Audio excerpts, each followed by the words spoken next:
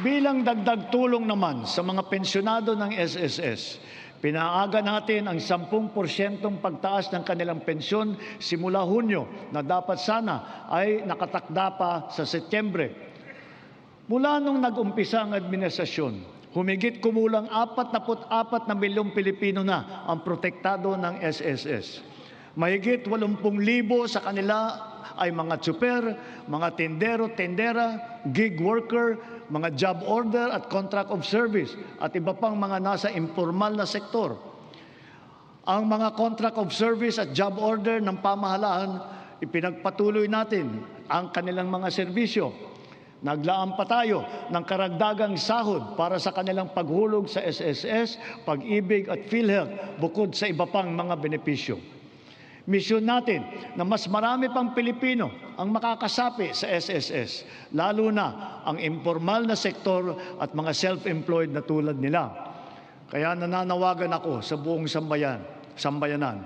Huwag natin ipagwalang bahala ang seguridad na handog ng SSS, pati na ang Pag-ibig Fund. Tiyakin po natin na ang wasto at buwanang paghulog para sa mga ikabubuti ng ating mga kinabukasan. Maganda ring balita na dumadami sa ating mga kababayan ang kumukuha ng insurance at pre-need mula sa pribadong sektor. Mainam din itong pagpundar para sa kinabukasan. Ito ay para sa lahat ng Pilipino. Ginawa rin itong mas abot kaya dahil sa mga micro-insurance plan. Ngayon na nasa merkado, ito yung mga rehistrado at lehitimo.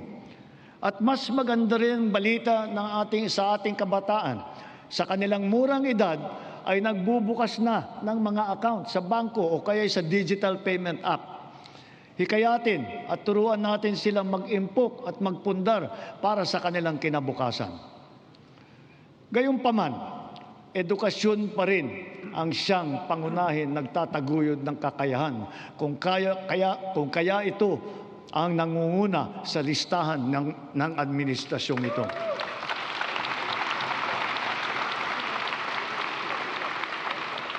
Sinisimulan natin ito mula sa pagkamusmus at ito'y dapat tuloy-tuloy at hindi tumitigil.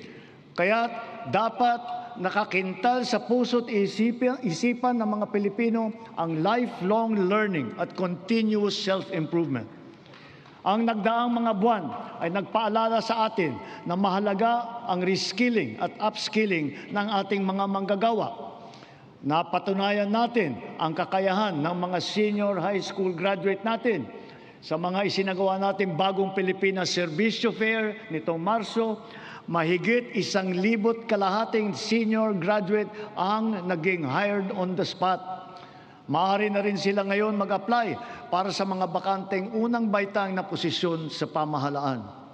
Ngunit patuloy pa rin natin pinalalakas ang curriculum ng senior high upang lalong maihanda ang estudyante para sa tunay na mundo. Pinaigting ang work immersion para maranasan nila ng personal ang paghahanap buhay sa kanilang gustong larangan. Panatag ang ating loob sa edukasyon pagkatapos ng senior high dahil sa patuloy na pagtaas ng kalidad ng kolehiyo sa ating bansa. Noong 2022, ang mga kolehiyo natin na pumasok sa World University Rankings for Innovation ay 12 lamang. Patuloy po nating ipinataas ito bawat taon. Ngayon, 140 kolehiyo na ang pumasok na sa World University Rankings. At lagpas kalahati sa kanila ay state at local universities and colleges kung saan libre ang matrikula.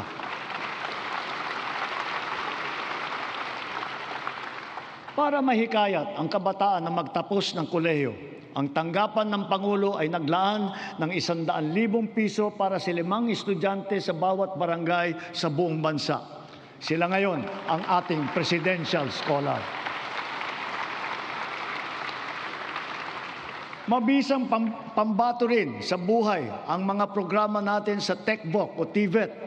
Sa ngayon, 81% na ang placement rate ng mga dumadaan sa kursong TechVoc. Halimbawa, sa programang Super Scholar at ang programa Entrepreneur, naturuan ang mga driver ng panibagong kaalaman na sa kanilang iba't ibang pangkabuhayan. Sa programa naman ng DOLE at DA, mahigit 10,000 magsasaka at mangingisda sa buong bansa ang matuturuan na rin sa mga bagong kaalaman. Ang TechPro ay nakapaloob na sa senior high at ito'y progresibo o ladderized upang maging tulay sa agarang hanapbuhay at hakbang din tungo sa patuloy na pag-aaral at pagsasanay. Maaring gamitin ng isang TVET graduate ang kanyang national certificate bilang pundasyon upang maituloy pa ang pag-aaral hanggang maging ganap itong kolehiyong diploma. Halimbawa, ang electrical installation and maintenance sa senior high, maaring magtuloy sa electrical engineering balang araw. Ang caregiving, pwedeng ituloy sa nursing. Sa kabilang banda, kahit graduate ng kolehiyo ay maaaring kumuha ng NC upang tumahak ng ibang larangan o kaya'y magnegosyo. Inahahayag ng DOLE at TESDA sa publiko ang kumpletong impormasyon ukol sa mga kurso at programa ng TVET, lokasyon ng mga training center at provider, paano mag-apply, petsa, iba pang mahahalagang detalye. Malaking tulong ngayon ang TESDA Passport na bunga ng digitalization ng inyong mga serbisyo. In line with our digital transformation drive, our DICT continues to train our tech-savvy citizenry in high-impact tech skills to help them stay competitive in this ever-evolving field. AI is here to stay, and so we adopt it to harness its potential to enhance critical sectors, from our educational system to our industries. We have launched massive training programs for AI readiness, which have reached at least 1.8 million individuals, students, parents, and teachers alike.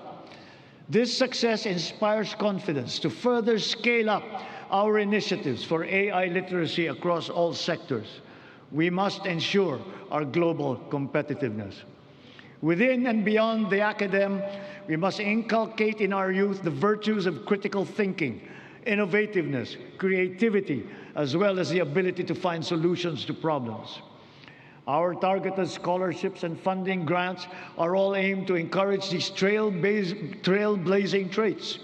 Contests such as Young Creative Challenge, the NICE, and the Philippine Innovation Awards recognize their talent and their hard work. At the same time, we have to do more to protect our children.